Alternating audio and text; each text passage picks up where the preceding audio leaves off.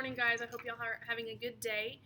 I told you that I was going to make a video about what I remember from 9/11. So, first of all, it was my senior year of high school, and I did not have a first period. I was able to have that class off. So, I didn't go to school until somewhere probably around 9:15 or 9:30. I don't exactly remember. So, I woke up and would take a shower, and every morning I turned on the Today Show to watch the news and kind of see what was going on in the world and everything. Um, the as soon as I turned the TV on, the only thing on the news was what was going on in New York City and how the first World Trade Center tower had already been hit. It was hit at 8:46, and so there was smoke billowing through the air and all of that. So I called my dad and said something to the effect of, "Have you heard what's happening?" And he was at the office. He had no idea. I said, "You either need to turn on the radio or turn on the TV or come home and watch because something's happened in New York City." I was 18 years old. I wasn't even 18 yet. I was 17. And I was scared. And I was in Lamesa, Texas. I was in a little town in the middle of West Texas and a long way from New York City, but I didn't know what was going on. I didn't know what had happened or why it had happened. I sat in the living room kind of in disbelief. I'm the only one home, and at 9:03 I watched on TV as the second plane hit the second tower.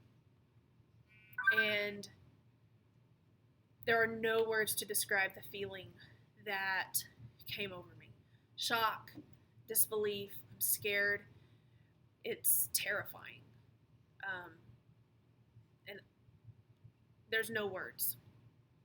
So I had to go to school, and the only thing I remember in school that day, in every class period, was watching TV. We watched the news all day long. I sat with my friends, either in class or in the library, and we watched the second tower fall at right before 10 o'clock. And we watched the first tower fell right before 10 o'clock.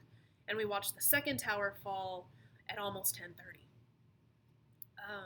No one knew what to do. It was probably the most sobering day I've ever had in my entire life. And I was just a teenager. It was, like I said, scary and nerve-wracking and terrifying.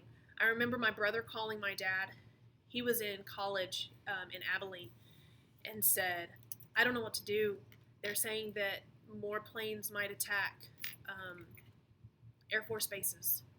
And there's an Air Force base in Abilene." And so my brother was scared. And nobody knew what to do all day. It's a day that obviously you don't remember, and you're only hearing from videos and stuff that I'm giving you. But it's a day I'll never forget. And it's a day that I hope Americans don't forget. It's a part of our history. And lots of lives were lost, but there's lots of heroes that came from that time as well.